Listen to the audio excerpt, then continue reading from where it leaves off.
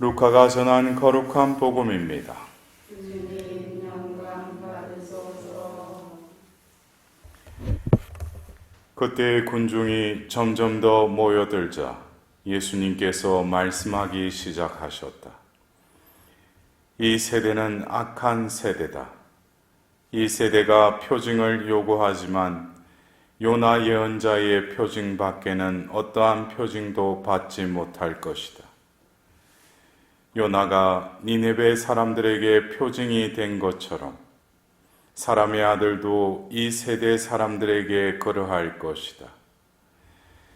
심판때에 남방 여왕이 이 세대 사람들과 함께 되살아나 이 세대 사람들을 단죄할 것이다. 그 여왕이 솔로몬의 지혜를 들으려고 땅끝에서 왔기 때문이다. 그러나 보라, 솔로몬보다 더 큰 이가 여기에 있다. 심판때에 니네베 사람들이 이 세대와 함께 다시 살아나 이 세대를 단죄할 것이다. 그들이 요나의 설교를 듣고 회개하였기 때문이다. 그러나 보라, 요나보다 더 큰 이가 여기에 있다. 주님의 말씀입니다. 그리스도님 찬양과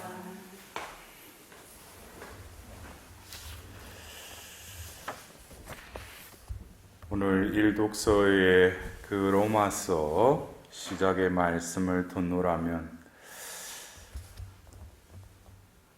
바오로라는 그 존재, 자신을 어떻게 규정하고 있는가? 여러분들은 나라는 그 존재를 어떻게 의미 부여를 하고 있습니까? 어떤 면에서 우리가 그런 그 자신의 존재에 대한 인식이라고 할까, 이것이 정체성이라고 우리가 하는데, 자신의 그 존재됨을 어떻게 의미 부여하느냐에 따라서 살아가는 반경도 그렇고, 바라보면서 우리가 살아가는 어떤 가치관이나 심지어 신앙생활을 하더라도 나에 대한 올바른 어떤 인식이 없이는 아무리 신앙생활을 열심히 한다고 하더라도 그 우물 안에 개구리죠. 바오로 사도는 그 자신이 이방인의 사도로 부르심을 받고, 처음에 여러분들이 알다시피 그 다마스커스로 가다가 예수님을 만나고 회심을 하게 되죠. 그 이후에 그 하나니아스에게 그 안수를 받고 또 그 하나님의 그 말씀을 또 전해 듣지 않습니까? 모태에서부터 그 이방인의 그릇으로 이미 선택되었다. 그래서 바로 그 안수를 하고 나서 그때 이제 그 바오로는 어떤 마음속에 어떤 그 사흘 동안 아무것도 먹지 못하고 앞을 못 보는 그런 상황 속에서도 분명히 어떤 내적인 체험이 있었을 거예요. 왜? 예수님을 만났으니까. 그래서 곧바로 나아가서 그 복음을 전하려고 했지만 사람들의 반대에 부딪혀서 다시금 물러나게 됩니다. 그러면서 그 바오로 사도는 다시금 하나님께서 준비한 때를 기다리면서 갈라디아에서는 그 아라비아 광야에 머물렀다라고 또 전하고 있습니다. 어쩌면 하나님께서 어떤 사람을 도구로 쓰실 때 그 때가 있다는 것이죠. 우리가 오늘 복음에 등장하는 요나 또 솔로몬, 그 시대의 표징이 되었다고 그랬어요. 근데 여러분들은 그 표징의 그 의미도 어떤 세메이논이라는 그 라틴어 그리스어의 그 의미는 그 겉으로 드러나는 어떤 그 안에 또 감춰진 그 뜻과 본질이 이 표징이라는 이 단어 안에 이렇게 내포되어 있는데, 요나 같은 경우에도 여러분들이 요나스를 보면은 처음에 그 하는 주님의 말씀을 듣고 그대로 실행했습니까? 도망갔죠. 예. 그 우여곡절 끝에 이제 그 니네베 성으로 들어가서 40일 이후에 이 성은 무너진다라고 이제 그 선포를 합니다. 그래서 어떻게 낮은 자부터 그 임금에 이르는 모든 사람들이 회개하고 죄를 뒤집어 쓰고 단식으로 들어가자 하나님께서 내리시려고 하던 그 진노를 거두셨다고 그랬어요. 근데 그 장면을 이렇게 바라보노라면 그렇게 도망다니고 주님의 그 말씀을 거부는 아니더라도 끊임없이 그걸 실행할 자기의 어떤 원인은 없었다는 거예요. 어쩔 수 없이 가서 할 수밖에 없는 그런 상황이었는데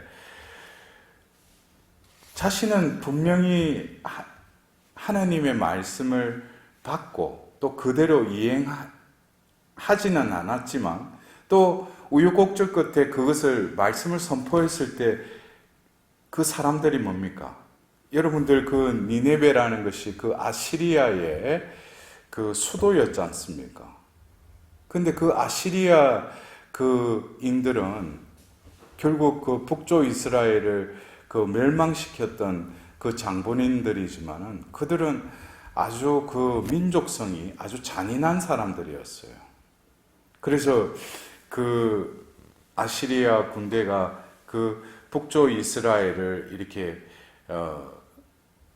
멸망시켰을 때 아시리아 군들은 그냥 그 씨를 없애버리려고 그냥 그들의 그 유대인들을 그냥 여러 가지 피를 섞어버린 거예요. 그리고 이제 다 데리고 가서 그들을 노예로 살고 그들을 억압하는데 있어서는 아주 잔인할 정도로 그 어떤 그런 잔인성을 가진 민족이었는데 그 한복판에 들어가서 요나가 그러한 말을 했다고 해서 그들이 그렇게 변화가 일어났던 거 그거 자체도 좀 이해가 안 되는 부분도 있지만은 결국 요나가 표징이 되었다라는 것은 요나라는 겉으로 드러나는 그 존재 안에 또 하나님이 계셨다는 것이죠. 함께 하셨다는 것이죠. 여러분들 솔로몬도 안 그렇습니까? 무엇을 나에게 청하느냐고 했을 때 선과 악을 분별할 수 있는 분별의 그 은총을 달라고. 그러자 하나님께서는 그러한 그 은사뿐만 아니라 또 아버지 때에서부터 물려받은 유산의 유산을 더 그 부풀려 주시죠. 축복해 주십니다. 그랬던 그 솔로몬의 그 지혜를 듣고 남방 여왕이 그를 시험해 보려고 또 그 아프리카에서 올라오죠. 결국 솔로몬도 그가 똑똑하고 많이 배워서 그런 거예요. 하나님께서 그에게 주셨다는 것이죠. 그래서 우리가 어떤 존재가 자신이 하나님의 그 은총과 은사를 받고 어떤 하나님의 일을 수행할 때는 그 말 그대로 하나님께서 함께 하시기에 또 그게 걸맞는 기적과 또 열매를 맺게 해주시죠. 그러나 자신의 어떤 존재됨을 망각해버리면 그래서 우리가 요나도 그런 주님의 말씀대로 가서 하고 나서 언덕배기에서 그 니네웨 그 성을 이렇게 보고 있는데 또 아주까리로 해가지고 내가 이러려면 그냥 죽는 게 낫겠다. 그런 어떻게 보면은 주님의 부르심을 받는데 어떻게 또 저렇게 극과 극의 모습을 이렇게 또 보이는가. 또 솔로몬도 뭡니까? 말년에 결국 1000명에 가까운 그 아내들을 이렇게 맞아들이면서 그들을 통해서 뭐가 들어와요? 우상들이 들어오죠. 결국 말년에는 결국 솔로몬을 종집으로 해서 이제 통일 왕국에서 이제 분열 왕국으로 이렇게 갈라지게 되는 그 씨가 되었던 게 바로 솔로몬이 모든 것을 다 받았지만 외적으로 내적으로 모든 걸 다 받았지만은 자신이 바로 아버지 그 다윗의 그 하나님 마음에 드는 그 자로서의 그 존재감을 망각했을 때 결국 흑역사의 어떤 시발점이 또 되었다는 것이죠. 그래서 우리가 자신의 그 존재됨을 어떻게 나는 규정하고 살아가는가? 거기에 대해서 오늘 그 사도 바오로가 로마인들에게 그 편지를 쓰면서 그래요. 첫 번째 자신을 어떻게 표현하고 있어요? 1절에 로마서 1장 1절에 그리스도 예수님의 종으로서 사도로 부르심을 받고 하나님의 복음을 위하여 선택을 받은 바오로가 이 편지를 씁니다. 여기에서 보면은 자기 존재에 대해서 세 부분에 대해서 자기 존재를 이렇게 설명하고 있어요. 첫 번째 뭐예요? 그리스도 예수님의 종이라는 거예요. 이런 어떤 존재감은 결국 자신이 부여받은 이 생의 삶에 있어서 나는 주인이 아니라 결국 주님이신 그 예수님을 만남으로써 나는 스스로 뭐가 됐다고 했어요? 종이 되었다고 그랬어요. 종은 뭡니까? 주인이 시키는 일을 할 뿐이죠. 그래서 이 바오로 사도는 자신을 그리스도 예수님의 종이라고 자신을 이렇게 소개합니다. 우리는 이러한 그 바오로 사도의 존재감에 비해서 나는 어떤 존재감을 가지고 있는, 나도 역시 그리스도 예수님의 종인가? 아니면 겉으로는 하나님 앞에 와서는 경건한 척 하면서 자기에게 뭐 심사가 좀 거스리는 걸 하면 어떻게 돼요? 발끈하고 거기서 자기를 변호하고 자기를 드러내려고 하는, 그것은 결국 뭐겠어요? 자기가 가장 높다는 것이죠. 입으로만 예수 그리스도가 아니라 그분의 뜻대로 그분이 하셨던 그 삶을 그대로 내 삶으로 살아가려고 노력하는 그 존재됨이 바로 그리스도 예수님의 종의 그 존재가 아닌가 싶습니다. 그리고 더불어서 사도로 부르심을 받았다는 거예요. 저희 그 팔로티에도 어쩌면 그 근세기에 그 빈센트 팔로티 성인에 의해서 또 창립된 그 이 공동체가 결국 그 성인을 통해서 하나님께서는 세례를 받은 모든 이들을 사도로 만들어라. 그래서 우리는 그 예수님을 여러 예수님의 그 이미지가 있지만 또 존재가 있지만 우리는 특별히 예수님을 성부의 사도로 우리는 예수님을 따르고자 합니다. 왜냐하면 예수님 존재 자체가 이 땅에 오셔서 당신을 드러내시려고 하신 게 아니죠. 누구를 드러내기를 원했어요? 아버지, 눈에 보이지 않는 그 아버지의 뜻을 이루는 것이고 또 아버지의 일을 하는 것이 자신의 양식이라고 요한복음에 또 말씀하지 않습니까? 그래서 어쩌면 그 순환을 앞두고 그 극심한 고통과 그 공포 속에서도 인성을 지니신지라 자기와 또 하나님의 뜻과 부딪히죠. 결국 어떻게 해요? 제 뜻대로 마시고 아버지 뜻대로 하소서 하면서 그 고난의 잔을 받아 마시지 않습니까? 그래서 어떤 면에서 이 사도로 부르심 받았다는 이 사도, 조금 전에 그 자신을 종이라고 그러고 또 이제는 사도라고 자신의 존재를 규정합니다. 우리는 어쩌면 사도들이죠. 사도들은 사도라고 하는 의미가 뭡니까? 파견된 자죠.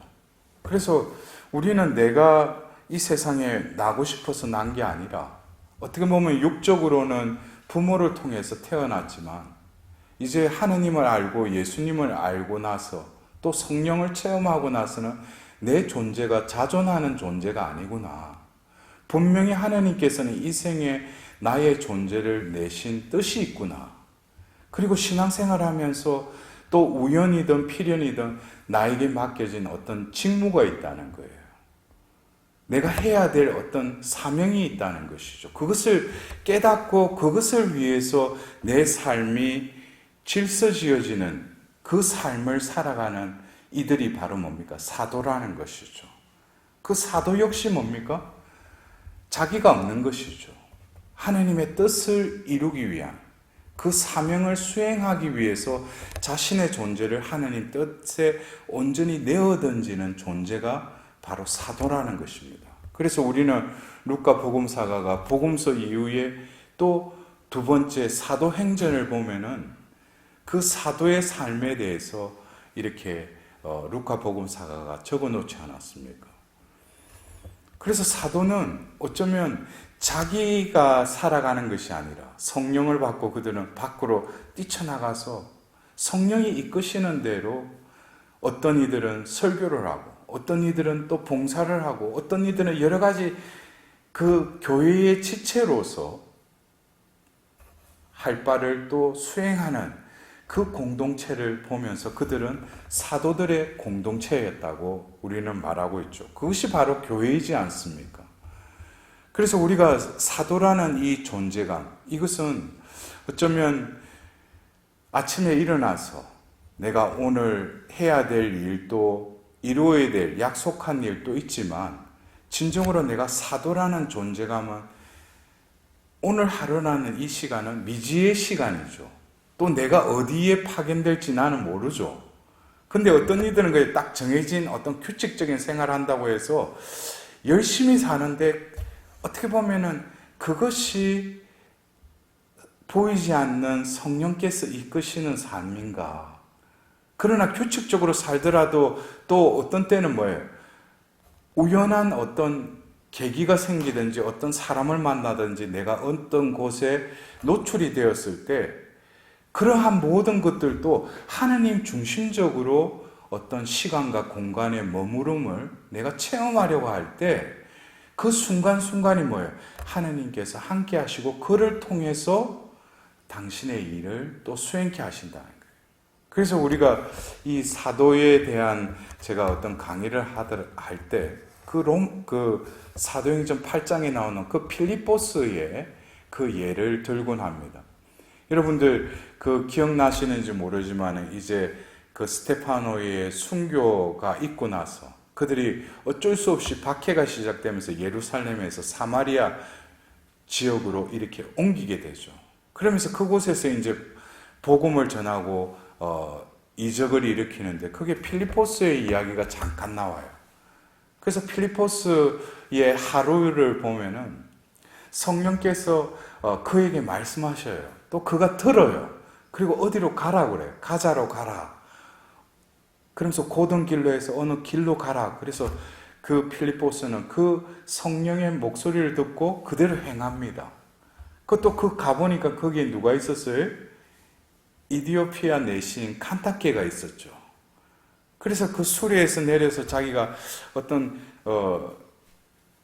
성경을 보고 있는데 자신이 이 성경에 대해서 누가 설명해 주는 사람이 있었으면 하는 그런 마음이 들었는데 마침 그때 필리포스가 그에게 다가가죠.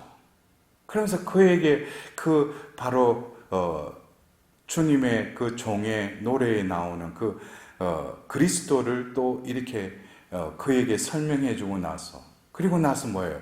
강가로 가서 그에게 세례를 베풀죠. 그리고 나서 성경에서는 성령께서 필리포스를 낚아채서 어느새 어디 아스돗에 나타나서 복음을 전하고 있었다고 그랬어요.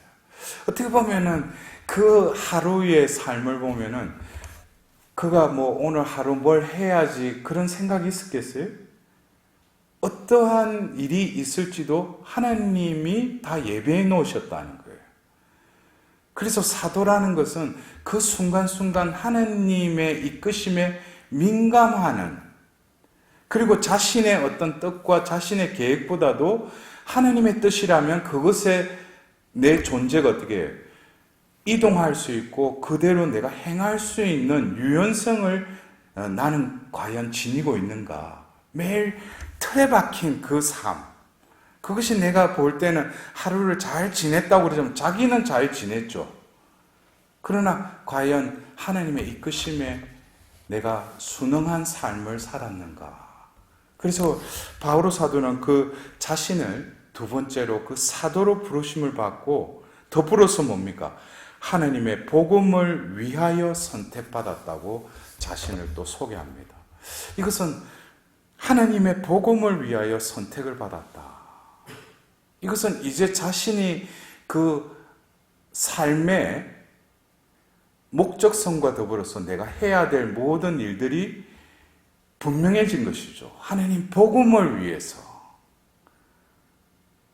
선택이 되었다는 거예요. 그래서 오늘